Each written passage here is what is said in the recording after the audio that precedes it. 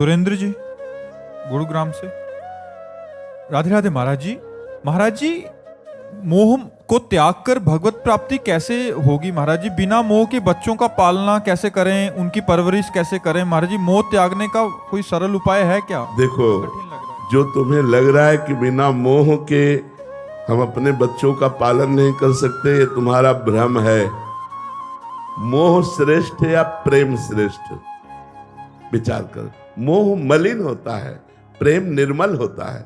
यदि हम अपने बच्चे से प्रेम करें कि मेरे भगवान मेरे बच्चे के रूप में आए, क्या इससे बढ़कर के कोई भाव हो सकता है? हम अपने बच्चे को इससे बढ़कर क्या प्यार कर सकते हैं कि हम उसे अपना भगवान मानते हैं?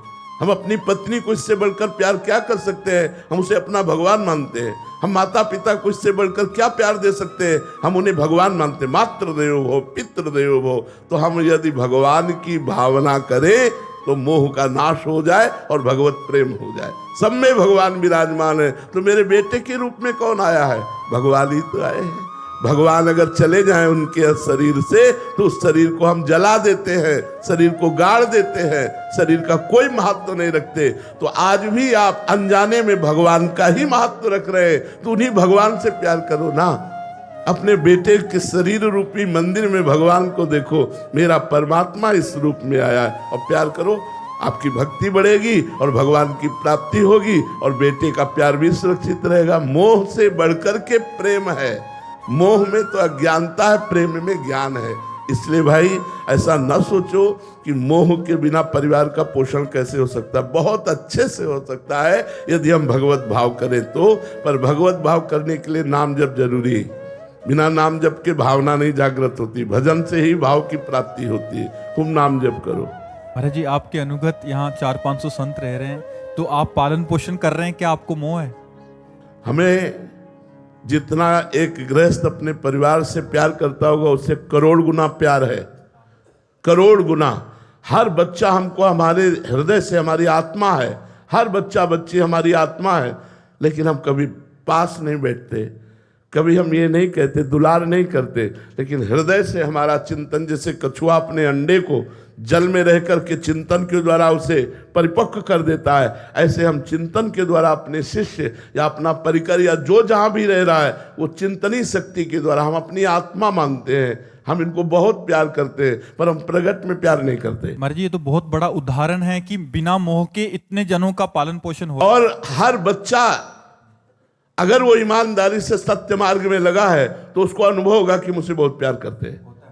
सबको अनुभव होगा जितने हैं कि हमको बहुत प्यार करते हैं, ये अनुभव होगा। जबकि हम कभी किसी से नहीं कहते हम तुम्हें प्यार करते हैं, कभी नहीं कहते। कभी पास बैठकर दुलार नहीं करते, और जब पास मिलेंगे तो बस एक दृष्टि से देख लिया, बस इतना ही बहुत हो गया। लेकिन प्रेम के द्वारा सबका पोषण होता है, मोह के द्वारा नहीं। अच्छा, आप इतने लोग बैठे हो, क्या हमारे प्यारे नहीं हो? क्या आप हमें प्यार नहीं कर रहे हैं? क्या मोह का संबंध है हमारा आपका? नहीं है। लेकिन इतना प्यार है कि हम तुम्हें कैसे बताएं।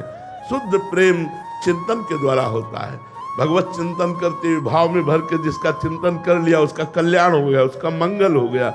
कल्याण होना, मंगल होना, दुखों का नाश हो जाना, यही बात है। ऐसे लाखों लोग हैं जो देश विदेश में रह रहे हैं। हो सकता है मैं उनको बाहरी ना पहचानता हूं, लेकिन वो भाव कर रहे हैं और उनका परिवर्तन हो रहा है, क्योंकि आंतरिक चिंतन से परिवर्तन हो रहा है। उसे प्रेम कहते हैं।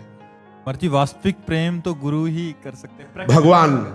भगवान और गुरु अभेद है, इसलिए हम गुरु जी से भी मानते हैं कि भगवान और गुरु वो सर्वज्ञ हैं, वो अखंड मंडल में व्याप्त हैं। जैसे भगवान ऐसे गुरुदेव। तो वास्तविक प्रेम तो भगवान और गुरुदेव ही करते हैं, और तो सब माया का खेल है, भगवान की आसक्ति का खेल है। सब एक दूसरे की आसक्ति में बंधे हुए पशु पक्षी तक अपने बच्चे से प्रेम करते हैं। लेकिन सबको अपना बच्चा मानकर, सबको अपनी आत्मा मानकर, ये तो कोई महात्मा ही प्रेम कर सकता है। सबको बराबर प्रेम देना। इनमें से कोई ऐसा नहीं जो अपरिचित हो हमारे लिए। हमारी आत्मा की तरह उसका प्यार, सबको प्यार, सबको अपनापन। ऐसा नहीं कि इनमें से कोई हमारे लिए नफरत करने योग्य हो। पिता से पूछो जिसके 4 पुत्र हैं, एक महात्मा है, एक गृहस्थ है, एक पागल है और एक दुराचारी है। उस पिता से पूछो तुम्हारी चारों के प्रति दृष्टि कैसी है, तो वात्सल्य भाव युक्त होगी। वो दुराचारी को भी प्यार करता है, वो पागल को भी प्यार करता है, वो महात्मा को भी प्यार करता है, वो विद्वान को भी प्यार करता है। ऐसे ही हमारे दरबार में, हमारी श्री जी के दरबार में, हमारे लालजू के दरबार में, प्रभु के दरबार में घोर पापी का भी स्वागत है। अब वो क्या है तुम जानो। हमारी दृष्टि में मेरा प्रिय आत्मा, मेरा प्रिय प्राण भगवान पधारा इस रूप में, इसके अलावा और हम परिचय नहीं जानते।